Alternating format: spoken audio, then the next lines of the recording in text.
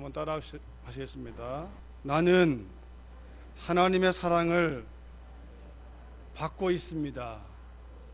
여러분, 이 말이 진리입니다. 우리 옆 사람에게 이렇게 인사합시다. 당신은 하나님의 사랑을 받고 있습니다.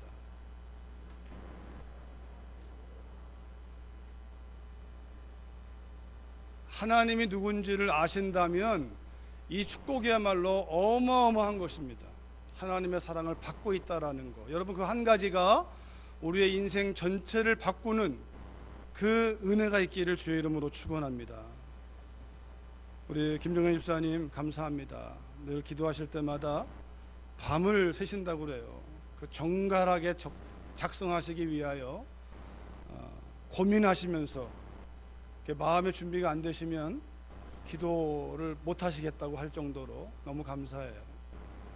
또한 여러분 들어보면 정말 준비된 마음, 준비된 내용, 또 정말 선교를 향해서 가져야 될 마음들이 다 담겨 있는, 우리가 듣고 배울 수 있는 기도의 자세라고 생각합니다.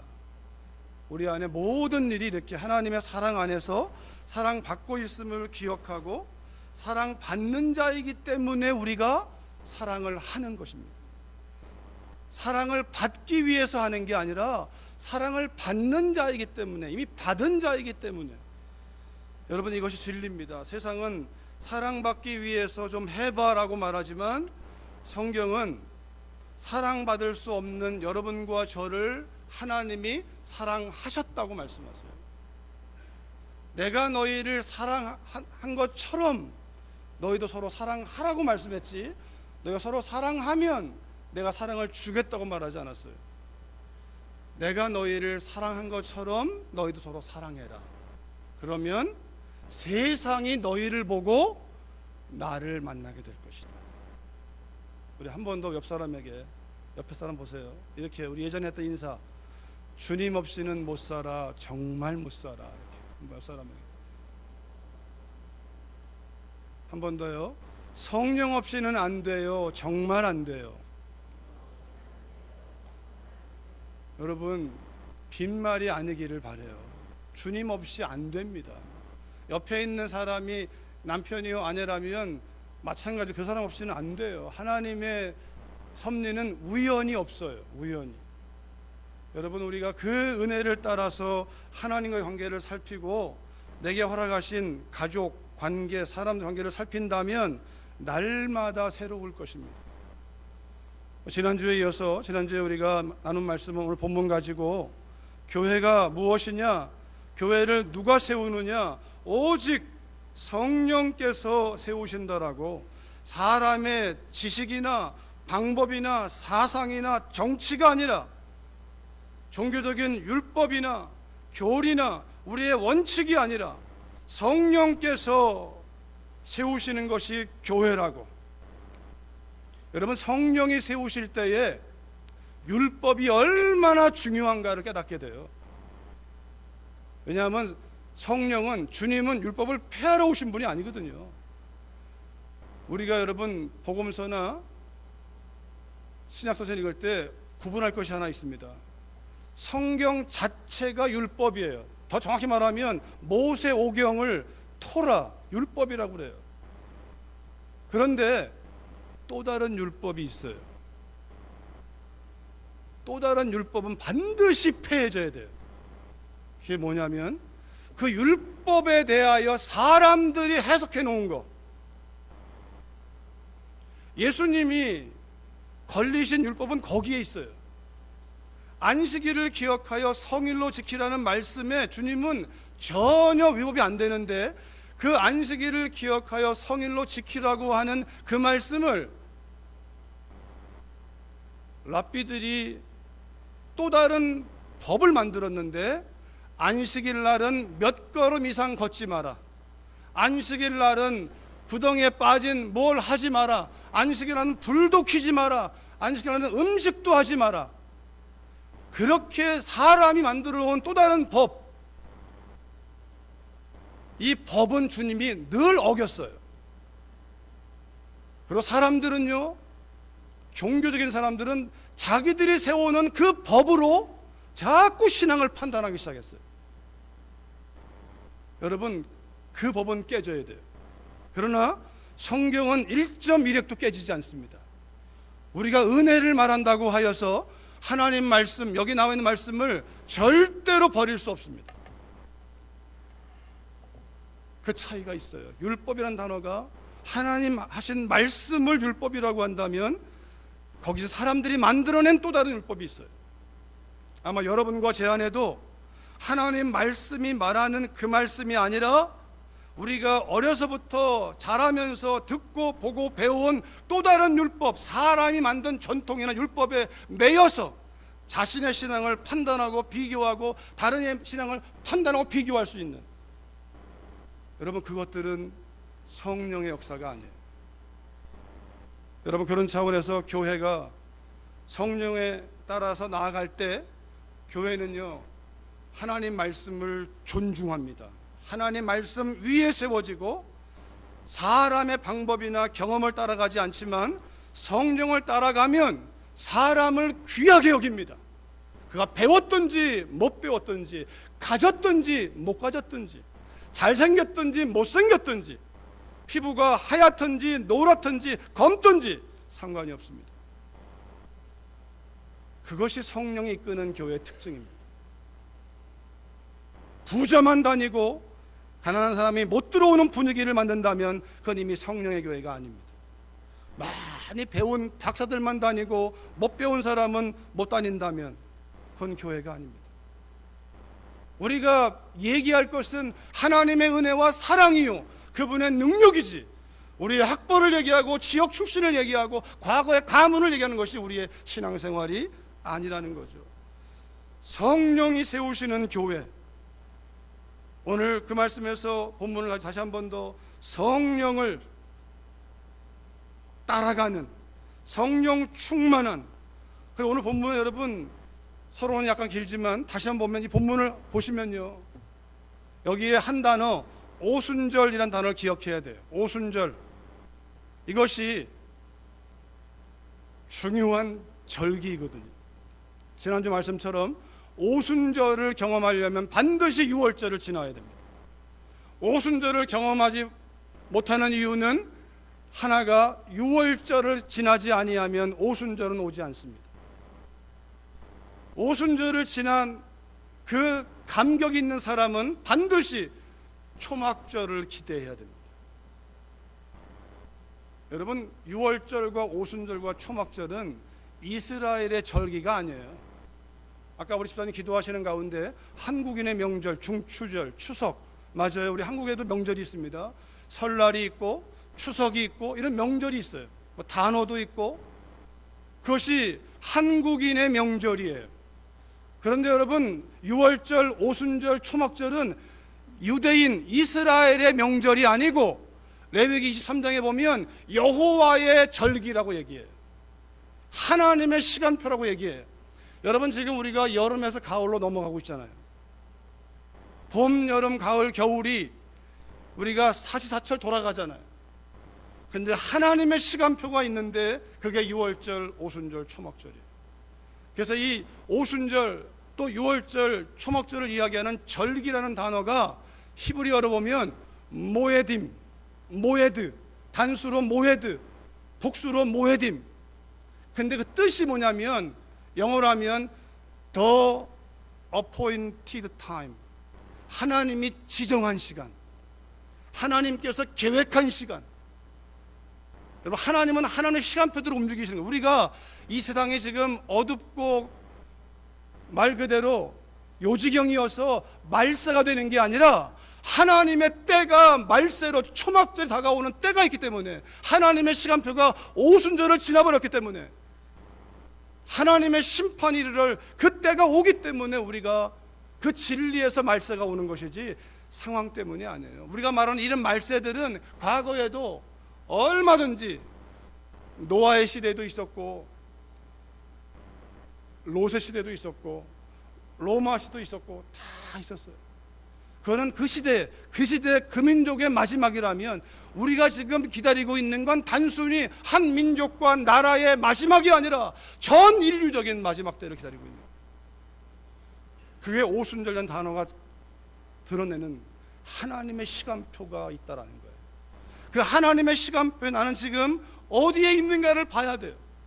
정말 6월절 어린 양으로 오신 그리스도의 십자가 앞에 내가 죄를 회개하고 하나님의 자녀가 되어 내가 그 때를 지나고 있는가. 오늘 본문에서는 오순절은 내가 하나님의 자녀인 것은 맞는데, 예수님 믿는 것은 맞는데, 내가 분명히 죄를 고백하고 회개했는데, 내가 분명히 내 마음으로 잘 살고 싶은데, 믿음으로 승리하고 싶은데, 그래서 말씀을 붙들고 뭔가를 해보지만 안 되고 있잖아요. 안 되고 뭔가 이상하게 안 되는, 그게 우리 인생의 오순절을 사모해야 할 때예요. 하나님 보내시는 성령으로, 성령을 받으라 말씀하시는 단순한 오순절 절기가 아니라 하나님의 시간표를 따라, 내 힘으로 안 되는구나, 믿음은 내가 하는 게 아니구나, 믿음은 생명을 주신 그분이, 그분의 영으로 이끌어 가는 것이 내가 말씀 따라 살아가는 유일한 비밀이구나, 내가 몸부림치는 게 아니라 하나님의 주시는 영을 따라가는 것이. 오순절은 그런 의미가 있는 거예요. 하나님이 이끄신다라는 거예요. 하나님의 때가 있다라는 거예요. 먼저는 절망하셔야 돼요. 하나님 앞에, 하나님 내 힘으로 안 됩니다. 오호라 나는 곤고한 사람이로다. 누가 이 사망의 몸에서 나를 건져낼 것인가? 난 잘 살고 싶은데 왜 안 되는 것일까? 여러분, 제가 목사여도 안 됩니다. 제가 박사학위를 여러 개 가져도 안 됩니다. 성령으로만 가능합니다. 40일을 금식해도 안 됩니다. 성령으로만 가능한 거예요. 그것이 오순절이에요. 성령의 역사를 빼놓고 오순절만 기억하면 안 돼요. 또 한 가지 단점이 있는데, 우리 안에 약점이 있는데, 이 본문을 보시면 여기 이런 표현이 나옵니다. 하늘로부터 급하고 강한 바람 같은 소리, 불의 혀처럼 갈라지는 것들이 다른 언어들로 말하기를. 이게 우리가 눈으로 보일 수도 있고 귀로 들을 수도 있고 몸으로 느낄 수 있는 것들이에요. 다른 말로 하면 감각적으로 우리가 경험하는 것들이에요. 하나님의 역사가 있는 곳에, 성령이 역사하는 곳에 이런 일들이 있습니다. 보여지는 일, 들려지는 일, 느껴지는 일 있습니다. 그러나 성령을 따라간다는 것은, 그것은 그냥 하나의 현상일 뿐이지 그게 목적이 아니에요. 그걸 목적으로 삼을 때 우리는 기도할 때마다 자꾸 뭘 보기 원하고 듣기 원하고 느끼기 원하고 그걸 잡으니까 안 되는 거예요. 성령을 따라가면 그런 일이 있을 수도 있고 없을 수도 있어요. 그러게 우리가 성경이 말하는 들을 귀 있는 자는 들어라, 잘 들어야 되고, 성경이 말하기를 좌로나 우로나 치우치지 마라. 너무 지나치게 이성적으로 가지도 말고 너무 지나치게 감정으로 가지도 말고 밸런스를 이루라, 균형을 이루라. 예수님이 우리 믿음의 주님 아닙니까? 우리의 믿음의 모델이 예수님입니다. 예수님은 밸런스를 갖추십니다. 균형이에요. 하나님 말씀 아니면 안 살았고 철저하게 말씀 중심이었고, 그러나 주님은 철저하게 성령을 따라 우시기도 하고, 성경에는 웃는 모습은 잘 안 나오지만 예수님이 웃지 않으셨을까요? 우시기도 하고 웃기도 하고. 여러분, 감정이 따라오는 거예요. 성령을 따라서 감정도 가는 거예요. 감정이 성령을 이끌면 안 되지만, 그러나 감정은 반드시 따라와야 돼요. 슬프면 슬픈 대로, 괴로우면 괴로운 대로. 부모님이 돌아가셨는데 믿음이 좋은 것이 울지 않는 게 믿음 좋은 게 아니라, 성령께서 안 울리시면 안 우는 거고, 성령께서 내 안에 우는 마음을 주면 우는 거죠. 운다고 해서 믿음 없는 거 아니고, 안 운다고 해서 믿음 없는 거 아니고. 울지 않는 이유는 확실한 믿음 위에 어머니의 삶이 있고 아버지의 삶이 있고 그분의 믿음의 고백이 있다면 눈물보다는 감사가 나올 것이고, 또 다른 차원에서 그런 내 안에 부모님의 모습이 분명하지만 자녀된 도리에서 내가 한 것이 별로 없어서, 효도한 것이 별로 없어서, 어머니 아버지 말씀할 때 좀 듣고 따라하기보다는 내 고집만 피운 게 많았다면, 어머니가 하나님 나라 계신 거 분명하게 믿지만 아버지 계신 분명히 믿지만 나의 도리가 안 되어서 울 수 있는 거 아니겠어요? 죄송한 마음이에요. 그러나 그 또한 성령을 따라서. 그러기 오늘 말씀에서 여러분과 제가 결론부터 얘기한다면, 성령 충만한 사람은 성령에 이끌려 살아가는 사람이다. 같이 읽어볼까요? 시작. 성령 충만한 사람이란 성령에 이끌려서 살아가는 사람이다. 성령에 이끌려 살아가는 삶에는 질서와 연합이 있고 하나님의 말씀이 성취가 되고 그리스도 예수를 증거하는 삶이 나타난다는 거예요. 삶의 주도권이, 여러분, 우리가 예수님을 6월절을 지난 사람들이 이 가운데 많이 있을 것이에요. 예수님을 십자가의 보혈을 믿는 사람들. 그런데 여전히 삶의 주도권이 자기한테 있어요. 그런 사람은요, 인생이 업앤다운이 심해요. 막 좋았다 안 좋았다, 좋았다 안 좋았다. 그게 있는 게 당연한 삶이죠. 그러나 하나님은 우리의 그런 삶이 아니라 성령을 받으라. 부활하신 주님이 성령을 받으라. 아니, 십자가로 가시기 전에 성령을 보내실 것을 말씀하셨고, 부활하신 첫 마디가 평안을 선포하시면서 성령을 받으라. 성령이 임할 것이다. 그리고 예수님의 십자가의 죽음과 부활하신 초실절, 첫 번째 부활이 예수님이거든요. 그리고 50일째 되는 오순절날 오늘 본문에서 성령이 임하사, 약속한 성령이 임하사 그들을 120명을, 마가다락방에 있는 120명을 사로잡아 버렸어요. 하나님께서 성령으로 사로잡으셔서 120명이 소리를 내는데 기가 막힌 소리가 나오는 거예요. 그것이 예루살렘의 오순절 절기를 따라 온 사람들에게 소동이 되었고, 그로 인하여 우리에게는 성령 충만함이 뭐냐, 성령에 이끌린다는 게 뭐냐를 살필 수 있는 진리가 드러나기 시작했는데, 이 세 가지, 여러분과 제가 성령에 이끌린다면, 이끌려 살아간다면, 세 가지 오늘 본문 가운데서 질서와 연합이 이루어지고 하나님의 말씀이 이루어지고 그리스도 예수를 증거한다는 거예요. 첫 번째 보실까요? 우리 오늘 본문 다음에 14절을 보시면 같이 읽습니다. 시작. 베드로가 11사도와 함께 서서 소리를 높여 이르되,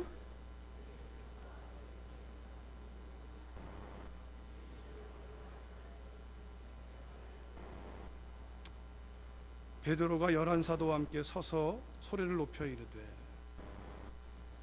사도행전 1장에서는요 마가다락방에 120명 이상이나 되는 사람들이 모였다고 그랬어요. 우리 찬양 중에 그런 거 있잖아요. 나 구원 받았네, 너 구원 받았네, 나 성령 받았네, 너 성령 받았네.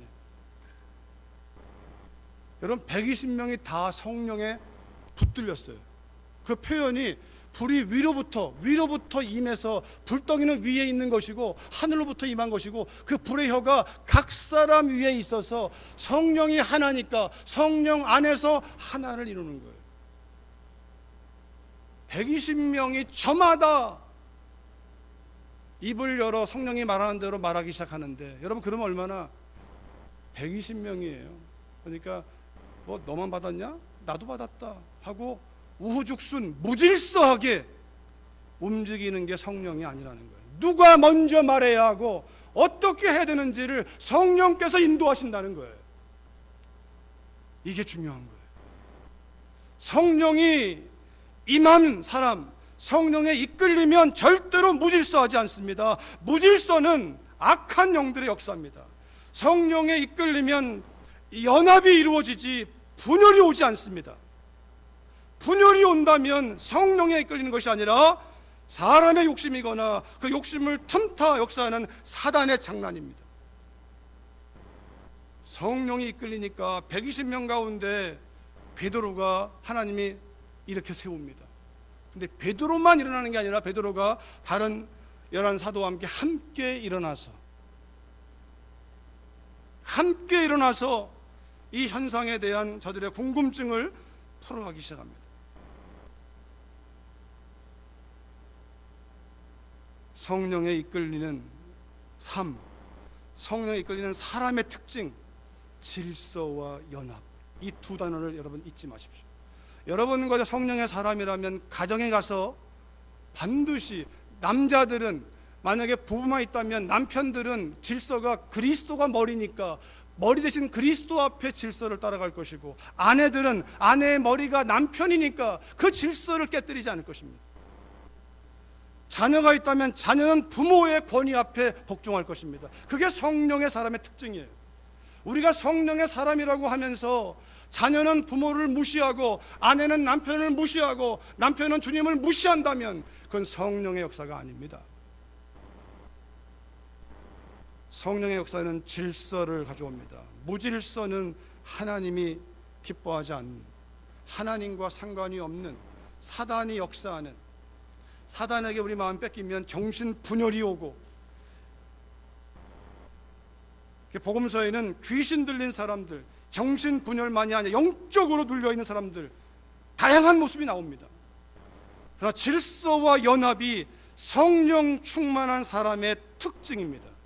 여러분, 그래 질서와 연합, 우리 안에 계시는 성령이 원하시는 바인 것을 기억하시고 내 안에 성령 계심을 늘 믿는다면, 사모한다면 우리가 가정에 있든 교회에 있든 직장에 있든 어디에 있든, 믿는 자 가운데 있든 불신자 가운데 있든 성령의 사람의 특징을 나타내시기를 주의 이름으로 축원합니다. 에베소서 말씀에 보니까요, 평안에 매는 줄로 성령이 하나 되게 하신 것을 힘써 지키라. 이 말씀을 잘 보세요. 성령이 하나 되게 하신 것, 여러분과 제가 하나 되게 하는 게 아니라, 우리의 몫이 아니라 성령이 이미 해놓으신 거예요. 뭘로요? 평안에 매는 줄로. 평안에 매는 줄이 뭡니까? 십자가입니다. 하나님과 우리 사이를 화평케 하신 그 복음, 십자가, 사람과 사람을 하나 되게 하는 복음, 십자가, 평안에 매는 띠, 평강의 왕 되신 주님 안에서 성령이 이미 하나 되게 하신 것을 성도들이 할 일은, 성령의 사람은 그걸 지키는 거예요.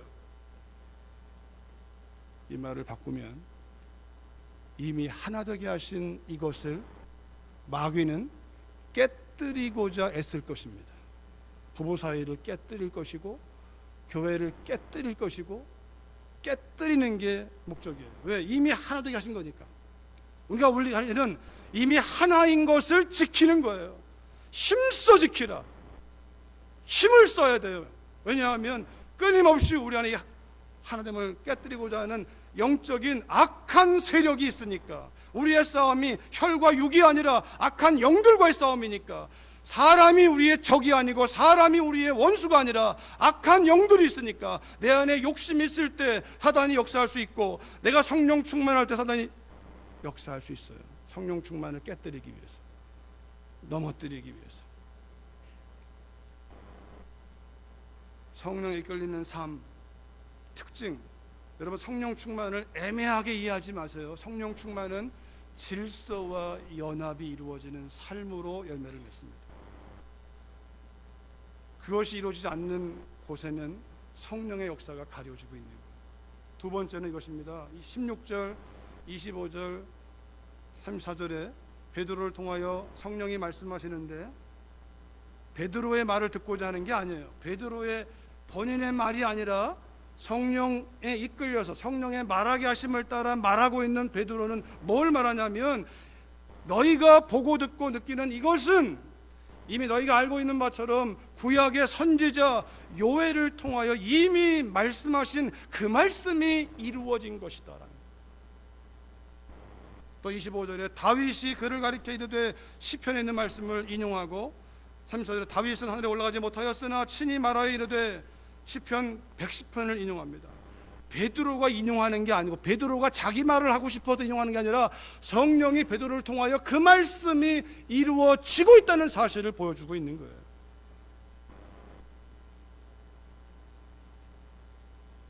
심지어 갈라디아서 4장 4절 말씀은 때가 참에, 창세기 3장 15절에 여자의 후손으로 오실 그 사람에 대해서 때가 참에 여자의 후손으로 오게 하신 그 말씀이 이루어지신 분이 바로 예수님이라고.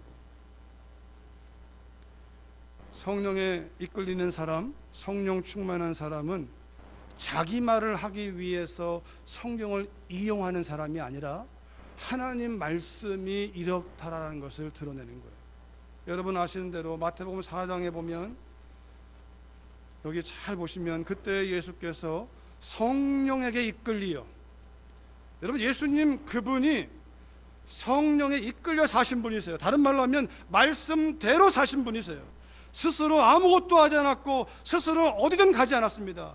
말씀에 있는 대로 베들레헴 태생이면 베들레헴에서 태어나는 것이고, 애굽에 자라면 애굽으로 가서 자라야 되고, 나사렛 태생이면 나사렛 가서 자라가야 되고, 하나님 말씀하신 대로 나귀 새끼를 타야만 나귀 새끼를 타는 것이고, 하나님 말씀대로 움직이셨고 그 말씀대로 이끄시는 성령을 따라서 가셨는데 마귀에게 시험 받으러 갑니다. 여러분 우리가 욕심이 있어도 마귀에게 시험 받지만, 마귀가 신방하지만 내가 성령 충만해도 마귀가 신방합니다. 그 신방하는 목적은 욕심이 있으면 그 욕심을 우리 안에 인간적이고 인본적이고 그것이 맞다고 부추기는 창세기 3장에 욕심이 잉태한 거기에 마귀의 신방이 왔고, 예수님은 성령 충만한 가운데 그 성령 충만을 육신의 소욕으로 깨뜨리기 위하여, 너 배고프지? 40일 금식했잖아. 배고프지? 이 돌을 떡으로 만들어 먹어봐. 육신의 욕구로 성령의 욕구를 보다 앞서도록 이끌어가는 거예요. 주님이 우리에게 기가 막힌 본을 보이시잖아요. 다른 거 말하지 않습니다. 시험하는 자가 예수께 나와서 이르되 내가 만일 하나님의 아들이거든 명하여 이 돌들로 떡덩이 되게 하라. 너 능력 있잖아. 한번 해봐. 보여줘봐. 여러분 신앙을 여러분 스스로가 증명하려고 하지 마십시오. 우리는 증명하는 신앙이 아니라 순종하는 신앙이에요. 말씀대로 순종하는 게 신앙이지 말씀을 증명하는 게 신앙이 아니에요. 증명은 하나님이 하시는 것이고 우리는 증명할 능력도 없습니다. 하나님이 하시고, 우리가 할 일은 예수님의 이 대답에서 한마디로 기록되었으되 하나님 말씀하시기를 사람이 떡으로만 살 것이 아니라 하나님의 입에서 나오는 모든 말씀으로 살 것이라 하였느니라. 신명기 8장 말씀을 성령이 기억나게 하사 그 말씀으로 딱 내놓으니까 마귀는 더 이상 유혹이 끝나버리는 거예요. 거기에 뭐 몸부림치고 뭐 이럴 필요가 없어요. 말씀만 기록, 하나님 말씀하시기를. 이 말을 우리식대로 표현한다면, 잠깐만 내가 하나님께 기도해보고, 하나님께 기도해보고, 여러분 이게 필요해요. 잠깐만 하나님께 기도해보고. 제가 오래전에 이런 글을 읽었습니다. 마귀가 여러분의 마음을 신방할 때, 아주 독특한 글이에요, 그죠? 마귀가 여러분의 마음을 신방할 때 이렇게, 이런 글이에요. 마귀가 신방하는 것을 제가 설명했습니다. 욕심이 있거나 또는 성령 충만하거나, 마귀는 아무 때나 신방할 수 있어요. 그런데 우리가 그럴 때 태도가 중요한데 이런 태도예요.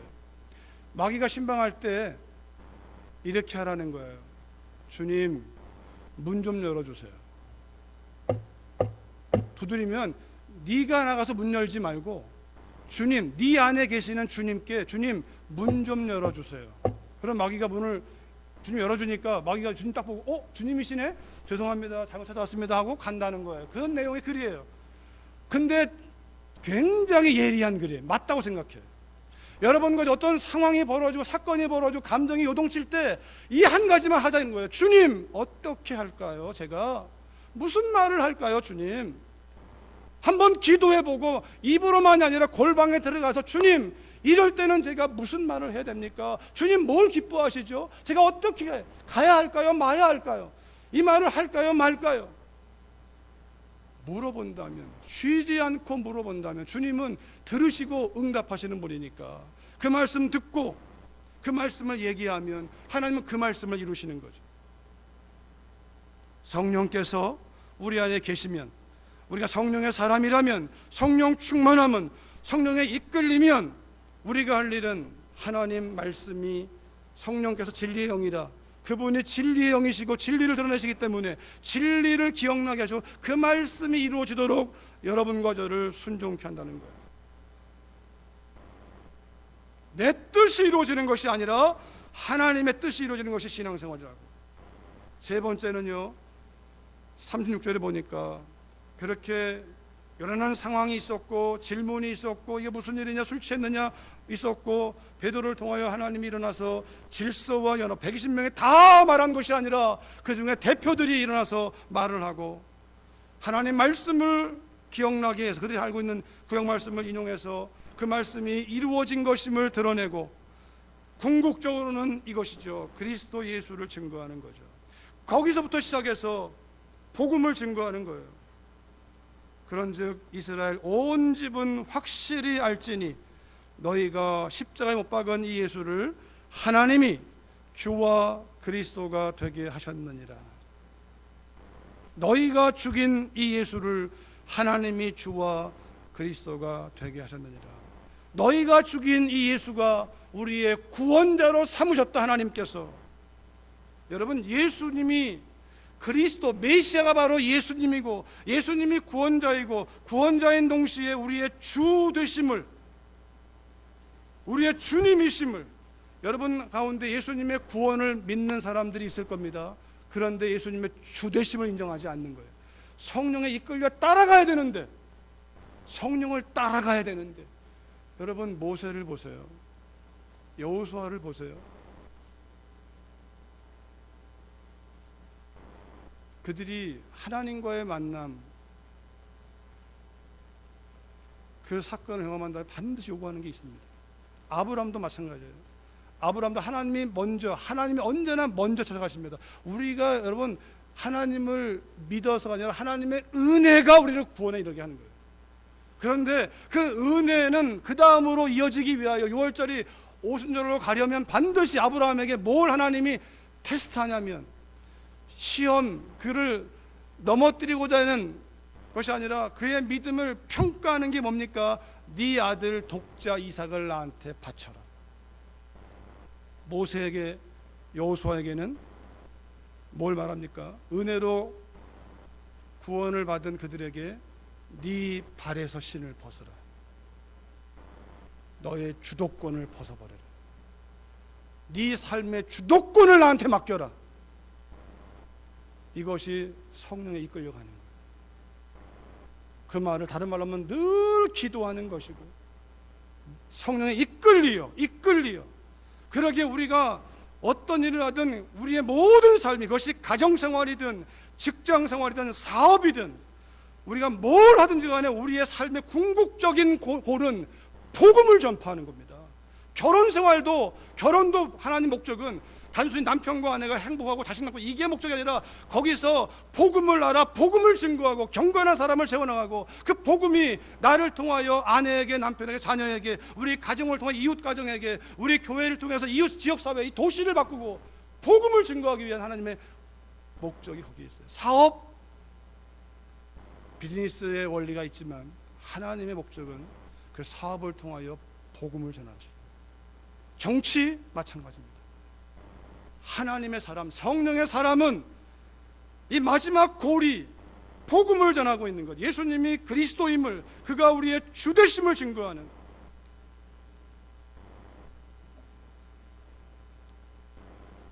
사도행전 1장 8절에 우리 같이 한번 읽어볼까요? 시작. 오직 성령의 너희에게 임하시면 너희가 권능을 받고 예루살렘과 온 유대와 사마리아와 땅끝까지 이르러 내 증인이 되리라 하시니라. 아멘. 성령이 임하시면, 성령에 붙들리면 이 말이에요. 그러니까 이 말은요, 이미 예수님을 믿는 사람에게 하시는 말씀이잖아요. 그러니까 여러분 가운데 이런 혼동하면 안 돼. 난 예수님 믿으니까 나는 성령 받은 사람이야. 그 말이 틀린 말은 아니에요. 왜? 성령으로 아니하고는 하나님을 아버지라 부를 수 없고, 성령으로 아니하고는 거듭날 수 없어요.